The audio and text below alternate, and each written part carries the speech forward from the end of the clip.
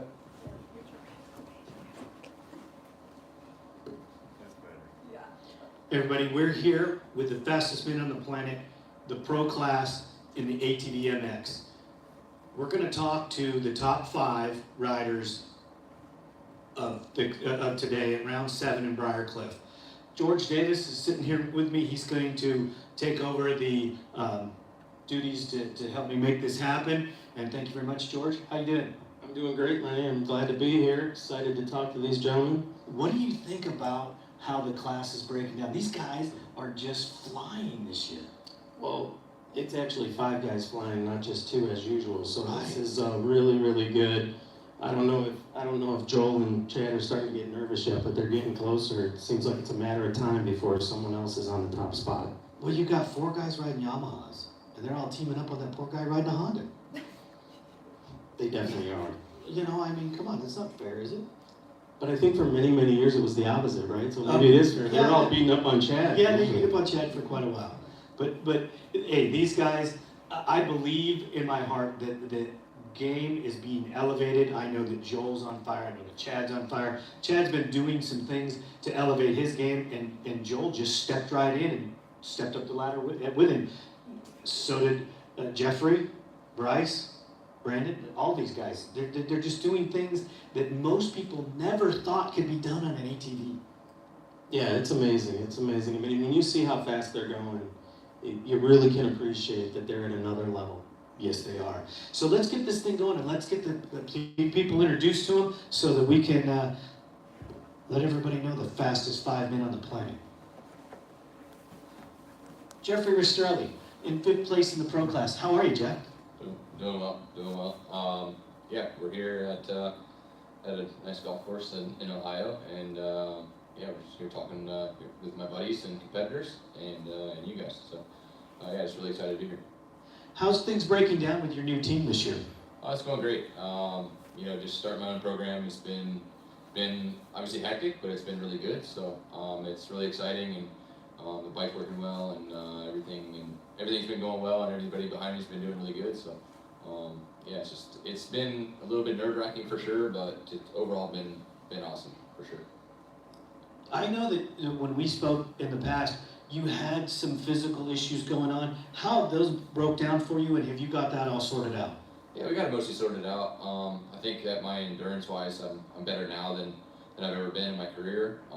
Just obviously the foods that I eat and different things like that have taken effect on that. So switched my diet tremendously, and mostly, you know, it's paid off. So we're doing really good. I think that maybe I'm not the fastest I've ever been, but I think my endurance at the end of the races has really stepped up. So that's always a plus for me, and something I struggled with in the past. So it's right now we're looking good. We're battling these boys for 3rd place in the points, and obviously want to get up there with Chad and Joel a little bit more. But yeah, it's been a good battle, and we're looking pretty good. So. How do you like the course? I know they made some changes for Briarcliff. How do you like it so far with those changes?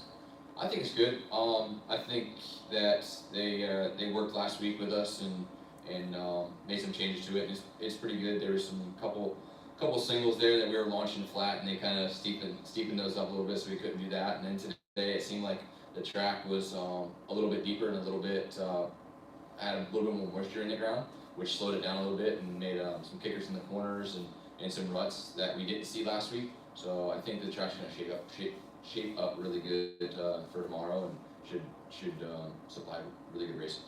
George, what do you got for Jeffrey? I wanted to touch base a little more on the team switch. For a number of years, you were on the Powerhouse Phoenix team, and you're being modest because you didn't just start your own program, you started your own business. Talk to us a little bit about that, how it went, and how it's going. Well, it was actually pretty crazy. Like after this season, I battled with Bryce last season with Phoenix, and we had a really tight points race, the last race at Briarcliff, and I kind of threw it away by wrecking after the Bigfoot, and kind of gave him the upper hand that day. And I feel like maybe if I would have got that 3rd spot, that I would have been invited back to ride from that team. But I kind of just didn't really get the vibe that I was going to be coming back. So we had to obviously make a choice. Either I was done or I was going to start my own program. So I started my own program, and obviously trying to start the business side of things too was to support my racing efforts with obviously the money that I make from the business, and go after new sponsors and be able to supply them with selling their product as well, which I think helped a lot in my sponsorship. So it was a big deal, but at the same time, I mean, and a lot of work, but at the same time, I'm very glad I did it, and it's just really positive, and it's me now, like it's me and a couple people, and I don't rely on anybody except myself, and that's, I have a good support group, but, it taught me, like, me doing the race bike, me doing everything, like, it's a big deal for me, and makes me work that much harder, because it's obviously, it's all on my shoulders.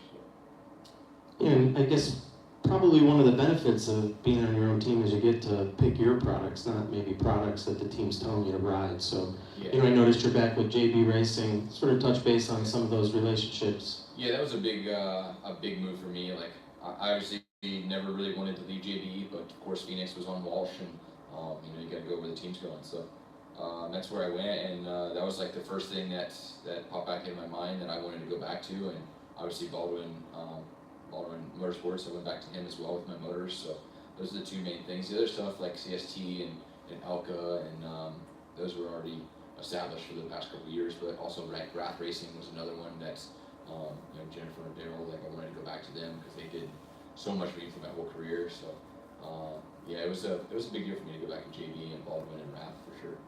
So it's truly a homecoming then, I guess you'd say, right? Yeah, for sure. And rebuilding those relationships was really cool because, like, especially Jennifer and Daryl, like, it was funny. She was like, you could have, and I kind of did it, maybe did it wrong at a younger age. I just left and didn't really say thank you, kind of thing. And then kind of going back to them, like, hey, you just could have said thanks. I'm like, you're right, and I apologize for that. And, just to kind of rebuild those relationships that maybe that I left on the wrong foot, like I didn't really, as a younger rider, like I just went where the team went and didn't really, I guess wasn't very, not grateful, but just didn't reach out to those people, and I go to reach out to them to get back, and it was just it was a good feeling to be able to talk to them again and support their product and their brand.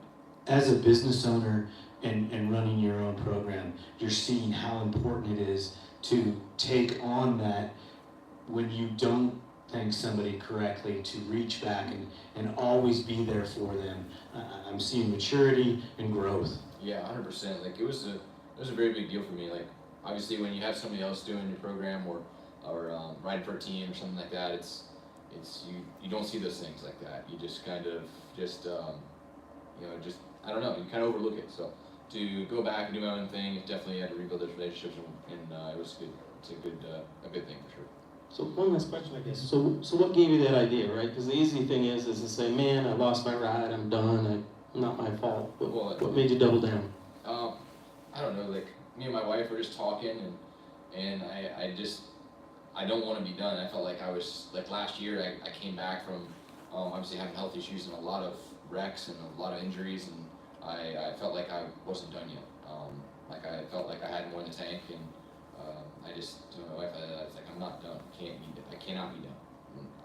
And we looked obviously to Mr. Weenan here. He owns his own business and doing that same thing, and he's successful and able to do it. And obviously being an 8-time champ helps. But I was just like, I gotta try and do that and sell parts. Maybe I can make enough money to help fund my own program and go get enough sponsors to fund this thing. So, and it worked out. Like, and I think going to the people that the products that I'm selling and telling them I want to sell their products was allowed them to obviously help me more as well. Because if you're moving their product, they don't really see it as much. If they sponsor you and then somebody buys it, they might have bought it because of you, but they don't know that. So to the fact of that moving product by purchasing them from them and then selling them to customers, I think that actually helped them help me as well. So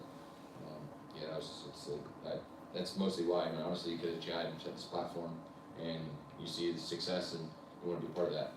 Well, we could get into a whole conversation about sponsorship and giving back to your sponsors and how that you selling their product and having people buy their product is a bonus, and you are all employees of your sponsors, whether you believe it or not, because without them you couldn't be doing this. And Jeff, Jeffrey, I want to say thank you so much for sitting down and taking some time with us, and we're looking to see you do great things and enjoy your race. I appreciate that. Thank you guys so much. We have Brandon Hogue in the number 4 spot. Brandon, your season started out really amazing.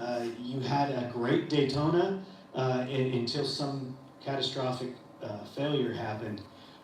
Talk us through your season so far. Yeah, Daytona definitely was pretty cool to experience for me. It was cool to just lead laps like that, especially being the season opener. Yeah, we had a mechanical failure, which I didn't know really what it was, but yeah, that definitely hurt, and I did a lot of crying that day for sure. But I knew that, you know, maybe one day I'll actually lead it from start to finish and try to win. So yeah, it was more motivating than anything, and the season has been pretty good.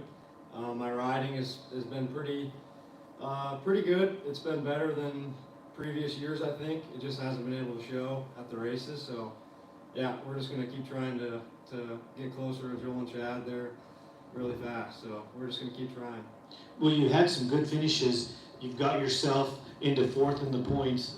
I believe you're tied with Bryce, and you also made a team choice change. How is that working out for you? I know that we can't count Daytona, but the rest of the rounds, it seems like you're making headway. Yeah, the team behind me is really awesome. They just allow me to be really hands-on with everything, from shocks to gearing and everything, and it makes a difference on race day and just in practice in general. So these guys behind me are just phenomenal. Like, I'm so glad that they reached out to me to be on their team, and we have big plans for the future still. Like, we talk pretty much every weekend on what we want to change for next year, to try to get closer to the front group. So yeah, they're just all into racing like I am, and I really appreciate people like that, where I do my homework and they're doing their homework too, to make sure that what I'm riding and everything is at its best. So yeah, this team is just phenomenal. I know you tried the Yamaha and you went back to the Honda. Do you think that this is the platform that you want to move forward on, or at some point, or you think you're going to end up on a Yamaha? Yeah, no, our plans are to stay on the Honda, to be honest with you. I just feel like we have a really good base with that bike, and I think it can still win. If I didn't feel like it would win, then I wouldn't be racing it right now. So yeah, I still think it can win. I would really like to one day do that, and it'd be cool to do it on the Honda when everyone else is on the Yamaha. So yeah, if I didn't believe in it, man, I really wouldn't be on it, that's for sure. So to sort of parlay on that, for decades, you know, ATV racing was dominated by Hondas, and now they're the underdog. Are you seeing an increase in your fan base, being that you're still riding for riding a Honda? Yeah, like at the autograph signing and stuff, there'll be guys, you know, big Honda guys. Now they're big fans of me, so that's pretty cool. It's really cool to at least, you know, I'd like some more help. If there's some more Honda guys out there that want to come up here and race with us, please help me out.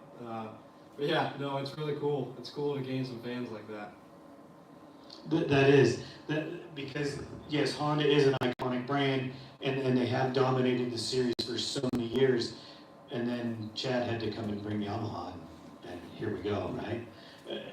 But Brandon, if you could lay out the track for us, where's the Honda going to benefit you that you think that you will gain time on the Yamahas?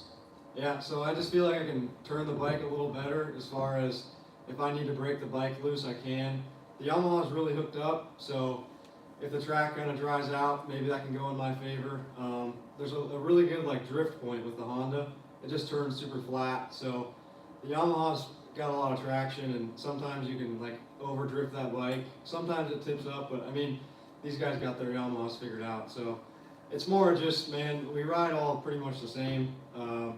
There's some areas the Yamaha can eat my bike up, and maybe some areas my bike works pretty well or is easy to turn. So, and the bumps this year with Wayne from PEP also, like, I felt like that was a weakness in the past, but I really trust my bike now, and it's just nice to be working with him, and like, I don't feel really under leveraged on that scenario with like sand tracks and everything. So yeah, it's just both bikes have pros and cons, but for me, I've just grown up on a Honda, and it's just what I'm used to, so it would take a lot to switch over to the Yamaha for me.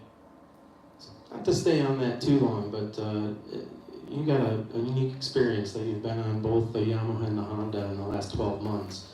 You talked a lot about the differences in the chassis, but what about the engines? Yeah, that's a tough one because my Yamaha engine was a rocket for sure.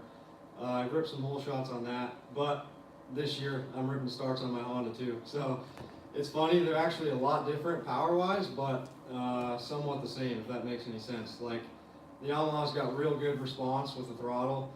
If you just touch the throttle, it'll go with the fuel injection. I'm still on the carburetor, so that's kind of, something that comes into play, but at the same time, the Honda is really smooth power. Like I can turn the bike and it's not going to rip out of my arms. There's a good balance with the bike. So the Honda's just really just more consistent for me. And with hole shots too, I would always wheelie my Yamaha, and with the Honda, I feel like I can do it like blindfolded, if that makes sense. Like it's just pretty easy to hole shot for sure. That's outstanding. Brandon, good luck this weekend, and thank you very much for coming and spending some time with us and helping promote the sport. Thank you guys. I really appreciate being here, and yeah, let's have fun tomorrow. Exactly. I think you guys are going to bang some bars. Bryce Ford, how are you, sir?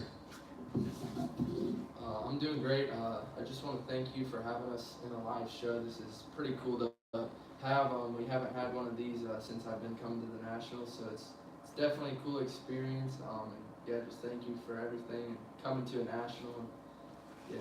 Well, hey, it's my pleasure. You guys are the fastest 5 men in the world, and I really enjoy talking with you and learning some of the things I can about you guys. So, Bryce, tell us how the season's going for you and how the weekend's going to break down. Yeah, so Daytona, it started out pretty good. I don't remember how I qualified, but in the main, I got a bad start, but just tucked in on the start and was third or fourth for a while, just behind Joel and Brandon, and they were riding a really good pace. I just might have been a little bit off their pace, but I felt comfortable with where I was at.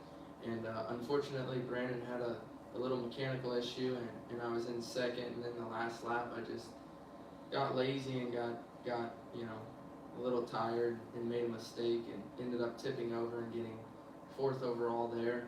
And then Texas just came in with a lot of confidence and led for quite a while in that race, which was really good for my confidence and just really an awesome experience to run in front of Joel and Chad. It's always something special. It doesn't happen a lot, but that was a good one. And then just they've been pretty solid since then. Ironman couldn't really control what happened there. Sunset just had a little bobble, but looking to clean up the mistakes a little bit and have a good weekend on a track that I've practiced on a little bit in the last 3 weeks, and just gonna try to bring that confidence back and build off of this race. Bryce, you've been selected to be on Team USA. How much of a confidence boost does that give you going into this round? It's definitely something that's great.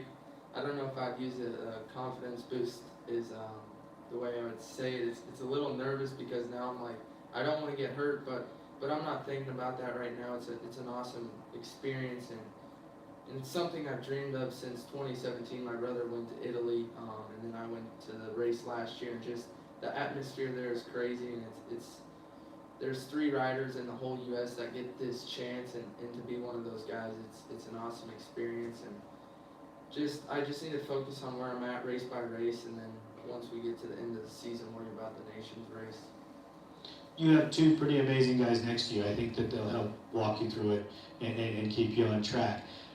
Let's get back to Briarcliff, and what are some of the bonuses to this track that are going to allow you to get out front?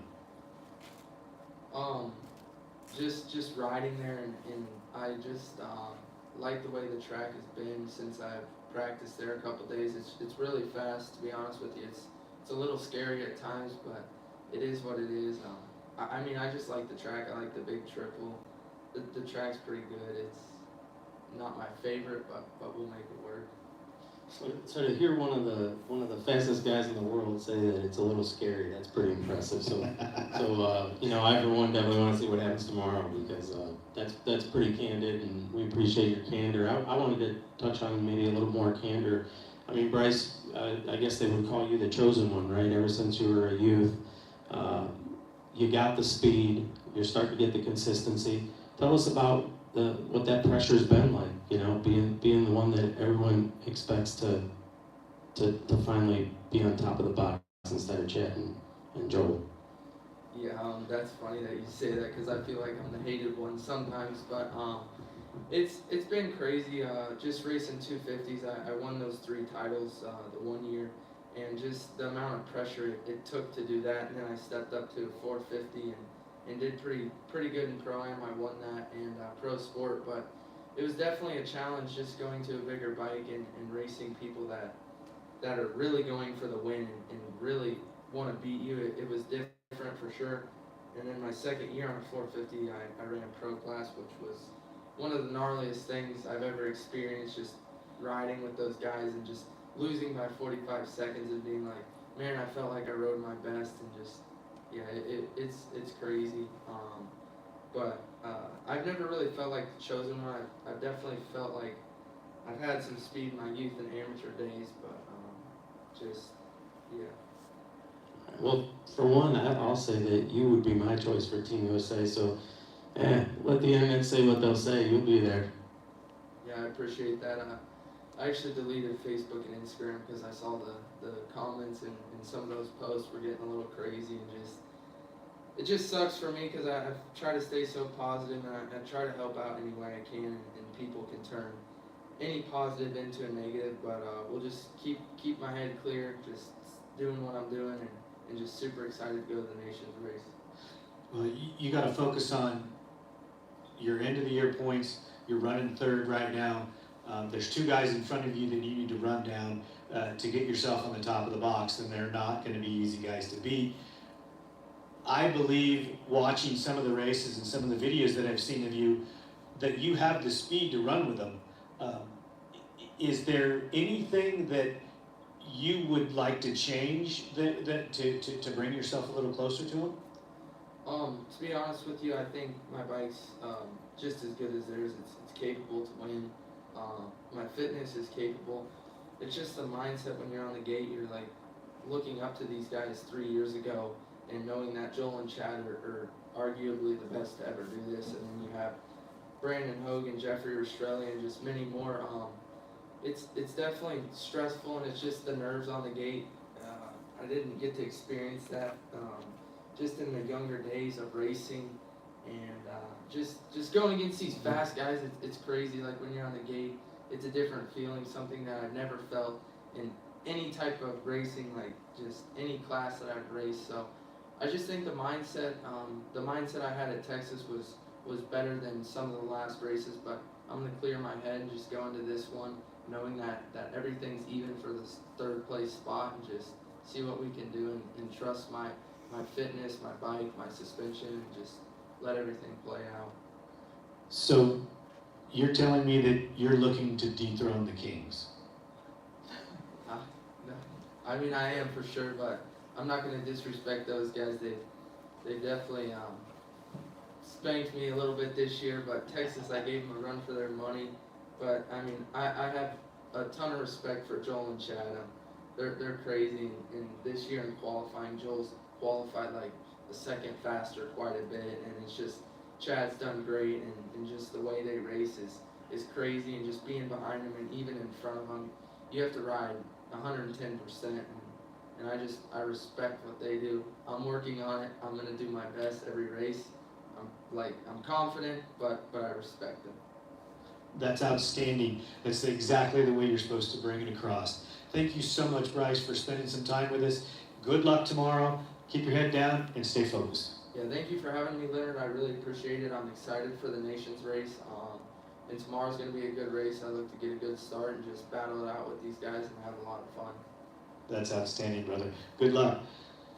Chad Wienen, second in points. How are you, brother? I'm fine. How are you? Thanks for having me. Oh, dude, it's my pleasure. Thank you for sitting down with us. I know that you guys are on a tight schedule in the evenings. And Chad, you've won the last 2 races. You've got some pressure because there's a little bit of a gap in the points. Are you bringing it full force? Yeah, I mean, I got to.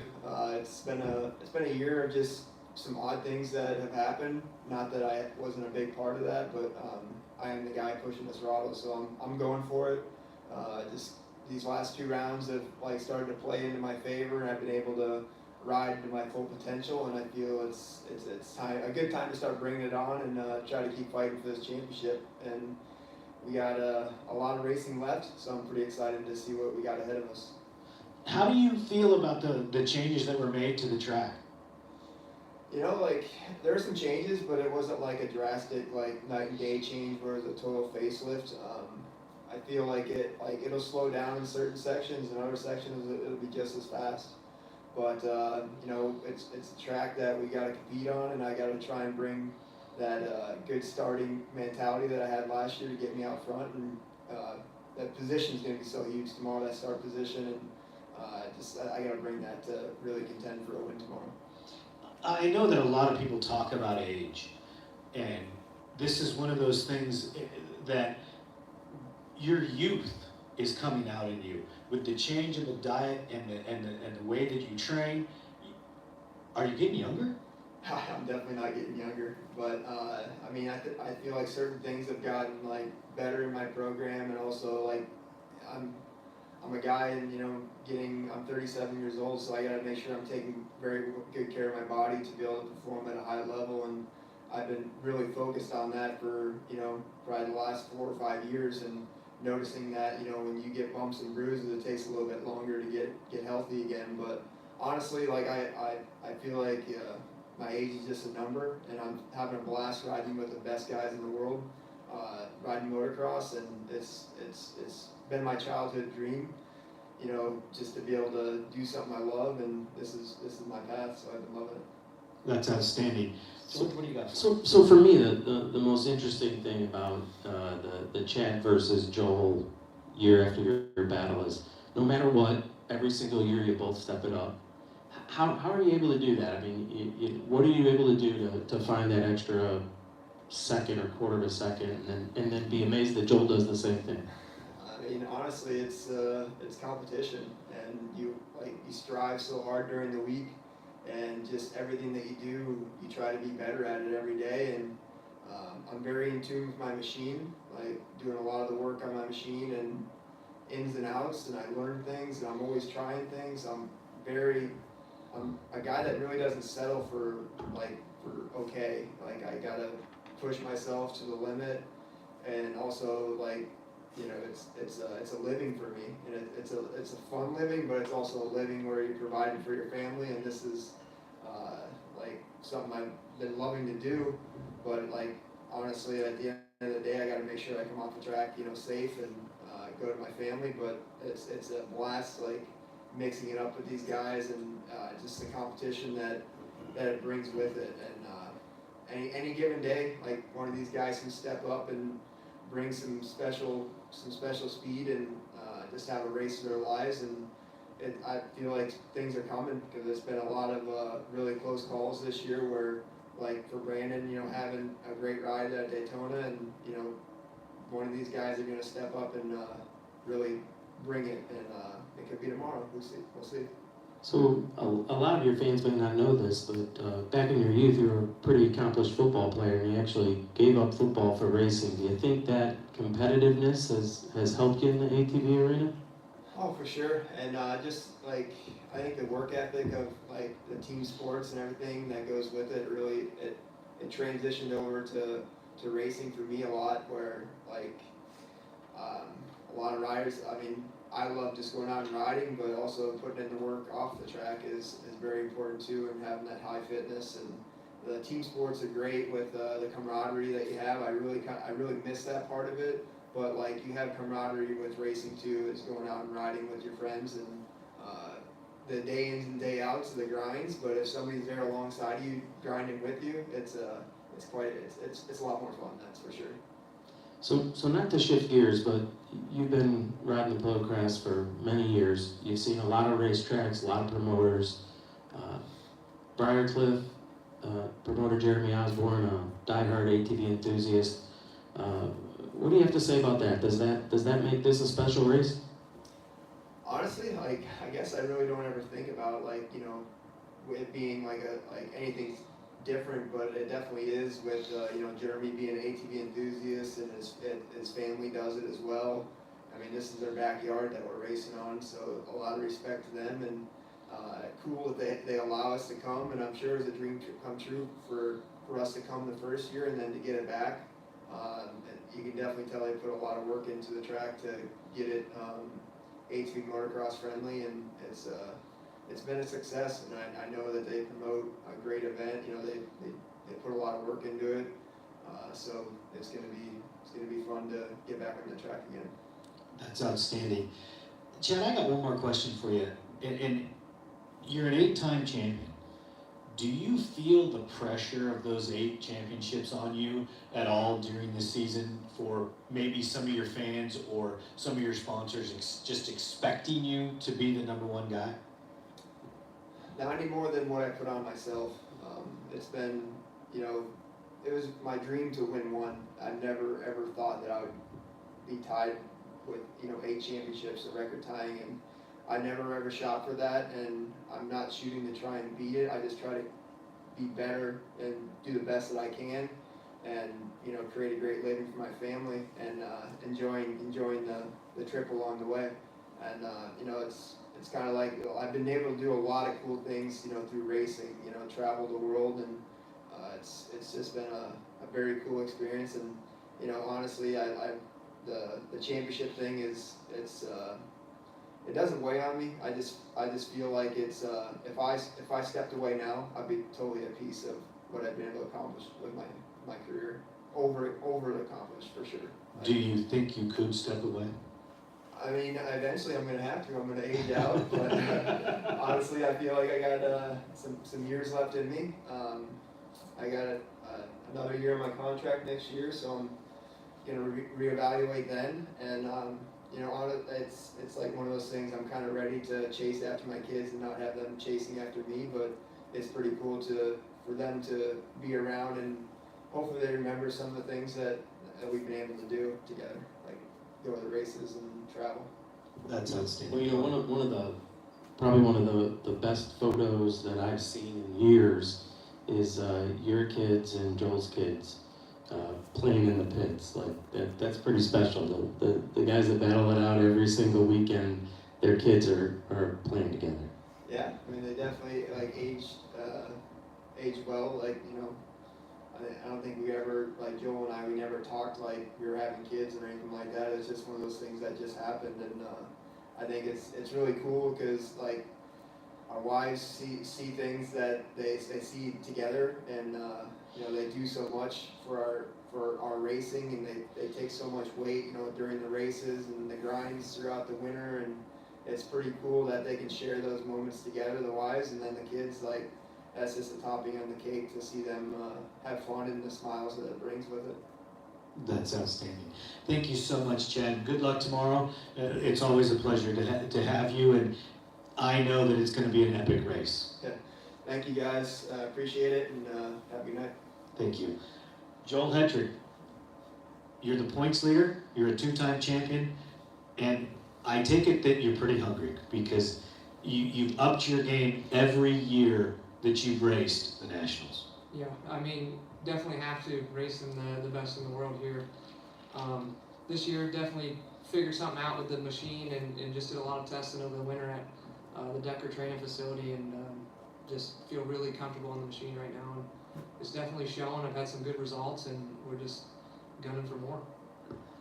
When you say you were down at Decker's, how much development time did you guys spend? Was it all development, or was there a lot of focus on your training at the same time? I think like probably the first month is just focused on getting back into that riding shape, so you can do the development and the testing and the shocks and the motor and stuff like that. Because at the beginning you're kind of, you know, you go out there and you get wore down right at the beginning, and so it's not real beneficial to tune right at the start of the winter. But as soon as I got in shape, I had Casey Greig, Jay Goebel with Impact Solutions down there a few times down in the suspension, and that really played a part in this whole year, especially for the rough tracks. I feel like I'm doing much better. And then with the motor package, I feel like we've accomplished a lot with that. I felt like maybe we're lacking a little bit last year, just not knowing what to really push with that machine. And I ride the ragged edge of it, so we were just trying to keep it reliable and still have that power. But NASA really figured us out this year. So when you're out last year, you were worried about the limits of the machine. This year, you figured them out so that you can push even harder than you did. I don't know if I was worried about the limits. I just think that we were just trying to find those limits, and we found them in practice, and just had to develop a really good package that was good for me, because I'm not a huge guy, so I can't have a arm ripping machine like maybe if I rode Chad's bike I would hate it. So it's just you got to find that comfortable spot for yourself, and I feel like I really found it this year, and the suspension is just working phenomenal, and honestly, that's a big key to what's been going on this year for me, I think. I want to back up a little bit. I know Daytona has always been a tough thing for you. How did it feel this year walking away with that number one? Man, during the race, I'm freaking out because Brandon's riding phenomenal, and I'm like, there's 2 turns on the track with what they altered for us, so I had no idea where I was going to pass. I had one more shot, and there was like 2 laps to go. I couldn't see the pit board because Brandon's over there roosting me so much, and just it's hard to see, and it's hard to gauge the lines because I'm so close to him that I told my wife, I'm like, I had one more shot, and after that was it. I'm falling for second. So just brutal for him, but me and Brandon are pretty close, so I told him, I've been there, been in that spot, it sucks, and just got to push through it like he has, and just I don't know. The emotion was crazy for me. It was really weird. I think it's just because I've had that monkey on my back there forever. So to win it, and I was standing on my quad, I was screaming. And, honestly, maybe it was given to me, but I was breathing down his neck the whole time. And like I said, I had one more shot, but it was an unreal feeling. I've only won that one time prior, so to go home with that nice wakeboard, I was pretty stoked. So this year, it's sort of a little bit of a role reversal with Chad. He's had some hard luck.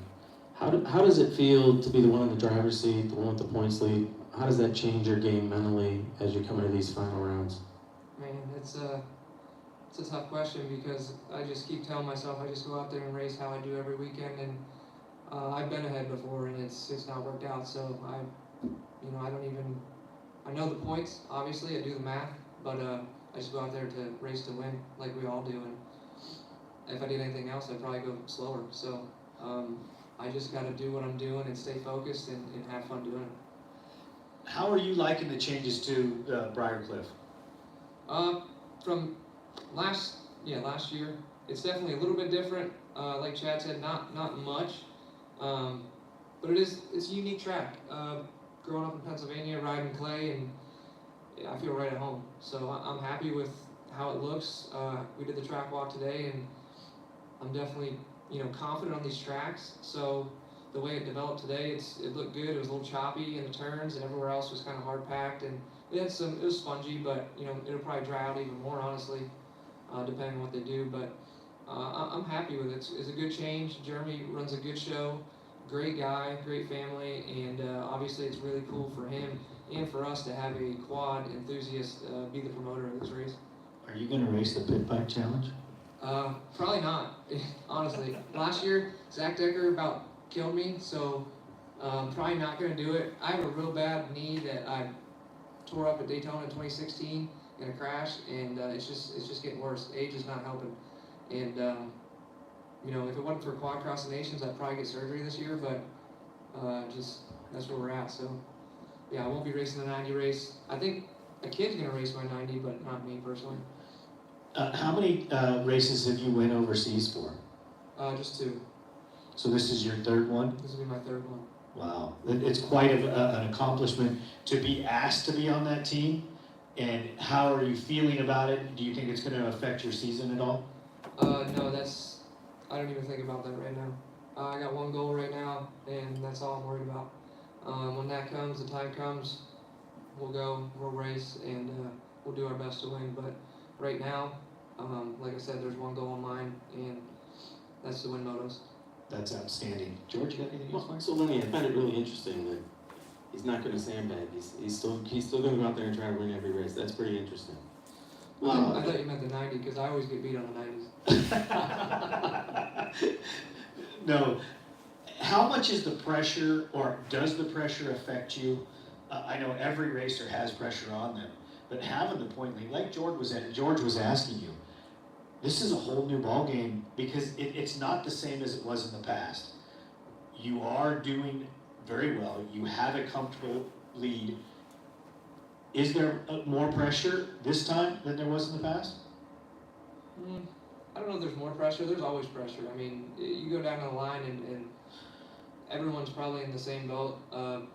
It's just, if you're not a little bit nervous, a little bit, you don't feel that pressure, you probably shouldn't be there, because there's a lot on the line, and you're going for everything. And when you're going as fast as we go for 20 minutes, it's a dangerous sport. And like I said, there's a lot on the line. So I think there's that pressure. The pressure of the championship, like I said, it's just I'm going for moto wins, and if that comes, it comes. I've had some terrible luck at the end of the year, 2018. So we're just going to race and try to win.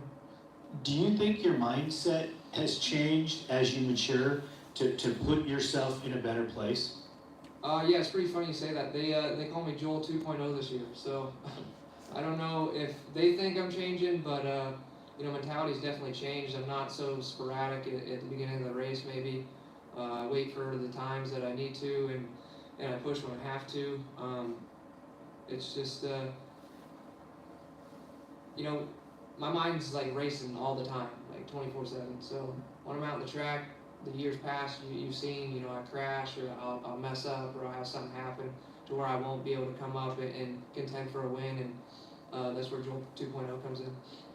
So one other cool thing I think that Joel's doing is every race they have a different graphic kit, different theme. Tell us a little bit about how that came about, whose idea it was, and who picks the kit each week. So David Eller, our team owner, came up with that idea. Pretty neat idea. He comes up with the designs himself, not himself. SSI Decals does the work. He comes up with the ideas, I should say. And it's unique. I got people asking me every week, what's it going to be this week? Is it going to be 4th of July, or like everyone thought it was going to be Batman for this weekend, and I did too, actually, until I got here. And it is a normal Team Phoenix graphics, which is super cool. The bike looks really good. But it's unique, and it brings a little more interest to my pit. And like last year we had the John Deere, or last race we had the John Deere. Sorry.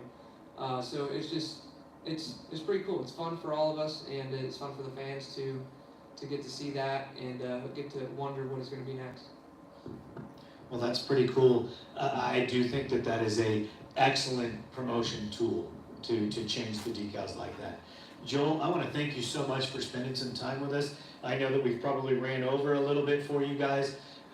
You're the 5 fastest men on the planet on ATVs. I really think that the race is going to be epic tomorrow. Thank you again, and let's go get them. Thank you, guys. I appreciate you having us on here. Yeah, best of luck to you all tomorrow. Thanks, guys. Thank you. Thank you.